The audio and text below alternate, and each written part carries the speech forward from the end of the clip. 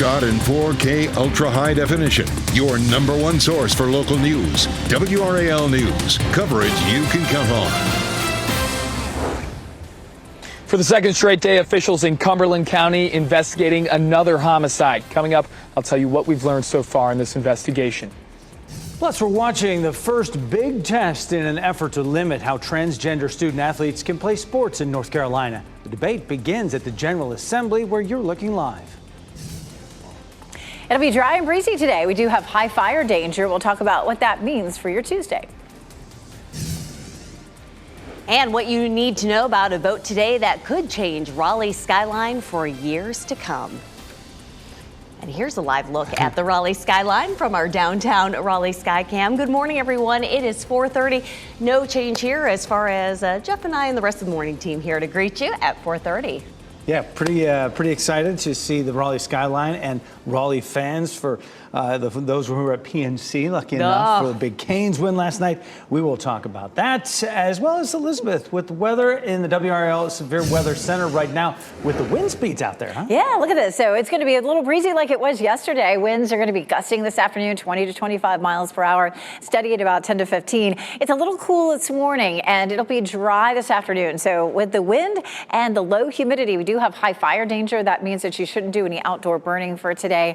As we get closer to, say, Thursday and Friday, that may drop, but today and tomorrow in particular, you want to avoid that. It's a little cool this morning. It's 41 in Roxborough, 49 in South Hill. We do have 60 in Fayetteville, 46 in Clinton, 53 in Southern Pines. So we have a wide range in our temperatures this morning, but generally it's cooler than yesterday, anywhere from about 10 to 15 degrees cooler. Enough to notice the difference. I didn't come in a jacket yesterday, but I did today because we're going to see temperatures most likely in the 40s for a bit. By lunchtime, it'll feel very pleasant, almost 70 degrees, and we climb into the upper 70s for highs this afternoon. We continue our warming trend, also continuing to track a chance for some scattered showers and storms over the weekend. I'll show you the latest thinking coming up.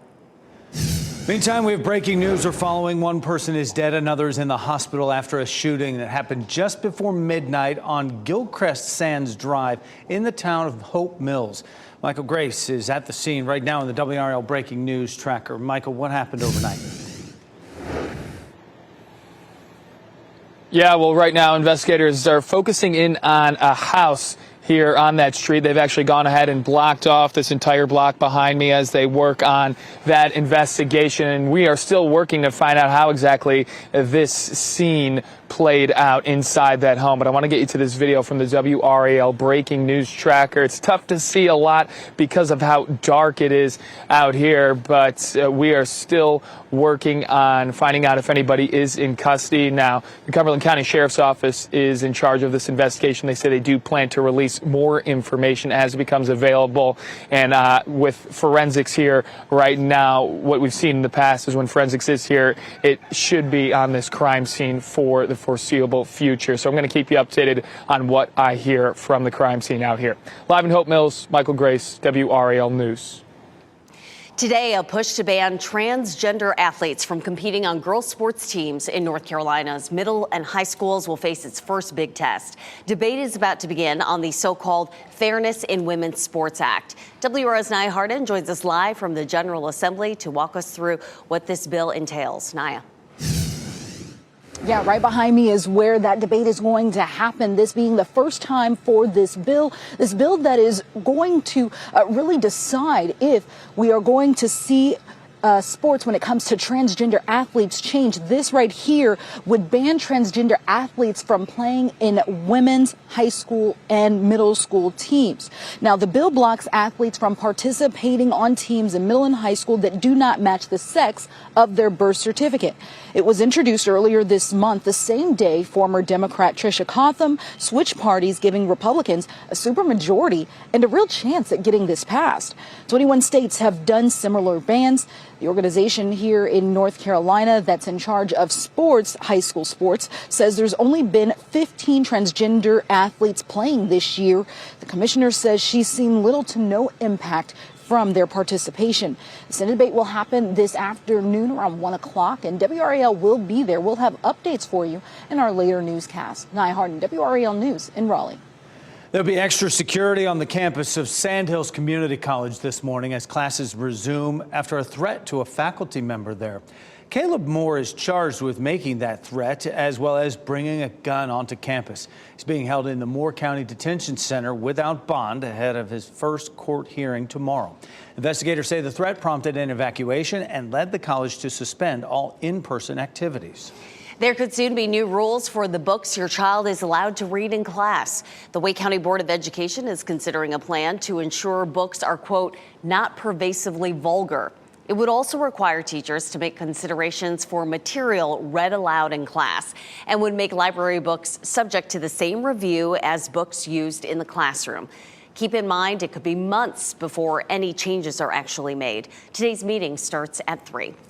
Raleigh's skyline could be about to get a new addition as City Council is considering a plan today to build a tower up to 40 stories tall right in the heart of downtown. WRAL's Laura Levine joins us live from where this new building would be going up. Laura?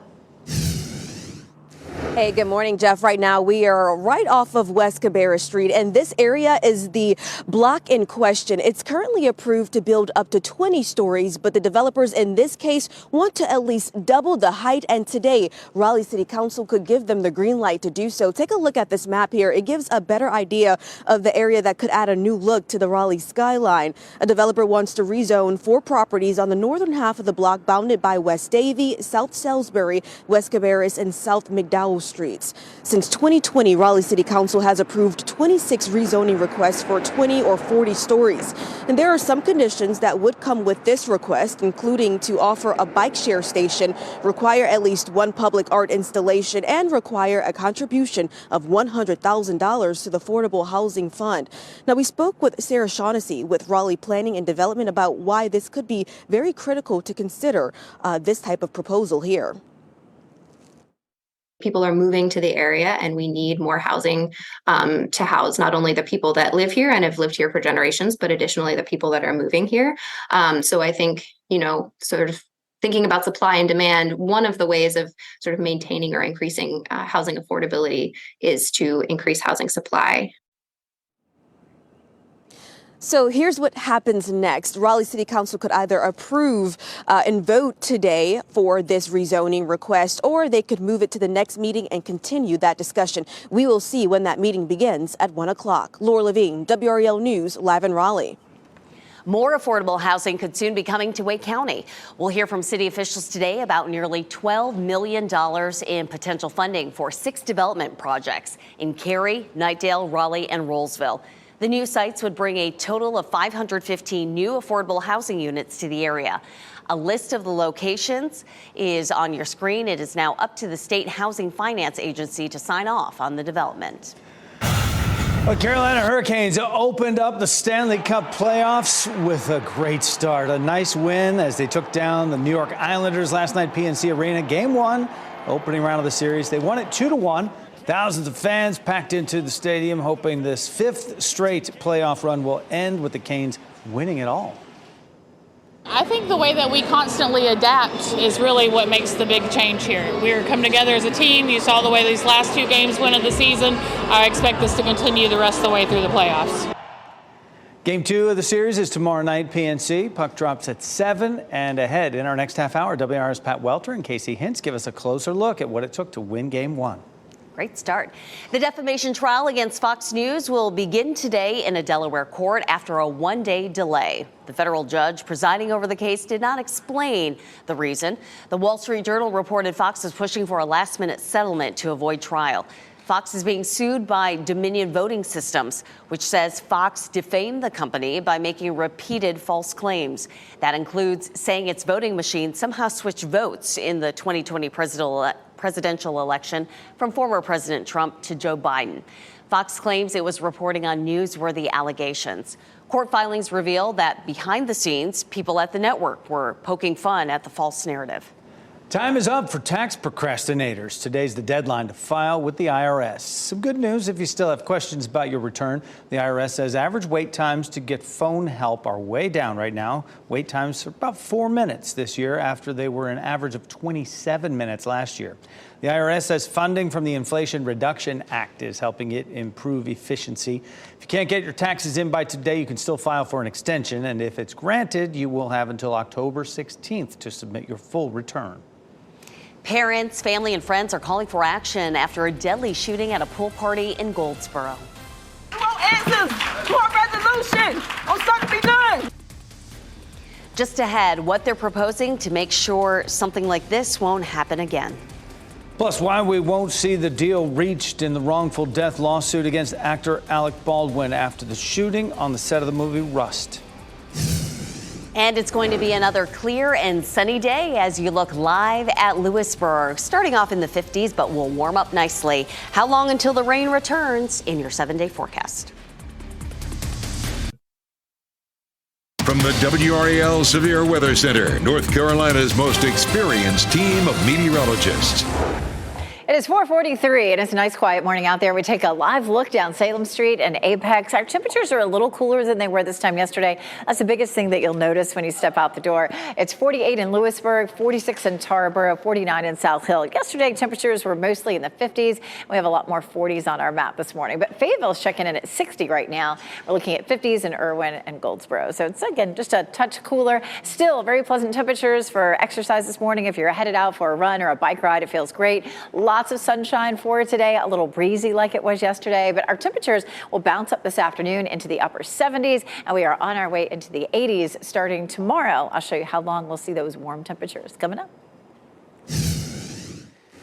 And good morning, Ken Smith here in the WRAL Live Center. This morning, U.S. officials are wondering what to make of Russian President Vladimir Putin's surprise visit to the occupied Kherson region of Ukraine. This is video into our newsroom, new video into our newsroom overnight. Putin visited the headquarters of his Russian army groups to discuss the situation in the Kherson and Zaporizhia regions. Kherson and Zaporizhia are among 4 Ukrainian regions Russia annexed last September. But get this, it's not clear when he actually made these visits to the occupied region of Kherson and Zaporizhia because Russian media only released this video overnight. Well, Putin last month visited the Crimea region and the city of Mariupol as well.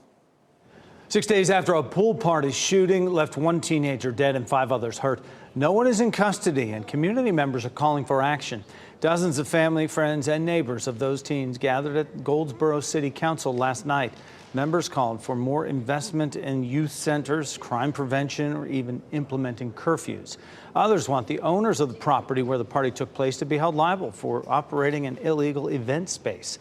Goldsboro's mayor says the owners held events even after failing to get property rezoned as an Airbnb. Those who showed up last night say it was important to speak up. I had to get my point across. We are a family that comes from a family that speaks, and we speak and we stand on what we believe in. We was raised that way. We can't help it. So, no. And my cousin been strong when she been here the whole time. We're going to get through this together. Yes, we are. A funeral is tomorrow for 15-year-old Joanna Pearsall, who died in that shooting. A Missouri man is now facing charges after authorities say he shot a teenager who came to his home by mistake. 84-year-old Andrew Lester is facing felony charges. Prosecutors say he shot 16-year-old Ralph Yarl in the head and arm after the teen rang his doorbell Thursday at 10 p.m. Yarl's family says he was out to pick up his siblings and went to the wrong home. Lester told authorities he saw a black man pulling on the handle of a storm door, and fearing it was an attempted break-in, Lester opened fire. That man could have called police. If he suspected something, he could have called 911. To shoot, that was wrong. Prosecutors say they believe race was a factor in the shooting. Yarl's family says the teen is still in the hospital, but his condition is improving. A GoFundMe set up to help the family cover medical expenses has raised more than $2.5 million. The proposed settlement agreement in the wrongful death lawsuit against Alec Baldwin will remain sealed. A New Mexico judge ruled that agreement terms for the death of cinematographer Helena Hutchins' death should be sealed from public view because it benefits her 10-year-old son. Hutchins' family is suing Baldwin and several producers and crew members of the film Rust. The lawsuit argues they ignored industry gun safety standards, leading to the accidental shooting death of Hutchins on the set in 2021. VinFast is making progress on its new facility in Chatham County. The Vietnam-based company announced its second shipment of electric vehicles is on its way to North America. VinFast says 1,000 SUVs are headed to the U.S. and Canada. The delivery comes after a shakeup of top executives and concern about whether the company would be able to stick to its original timeline for development. The head of Chatham County's Board of Commissioners says she's not worried. Initially had a timeline that was very aggressive in any circumstances, but certainly in pandemic and post-pandemic times. And so the fact that there have been little glitches hasn't caused me to question their ability to do this. I just feel like it's a more reasonable time frame to expect this to happen in a couple of years instead of a year. VinFast executives will tour Central Carolina Community College with Governor Roy Cooper tomorrow.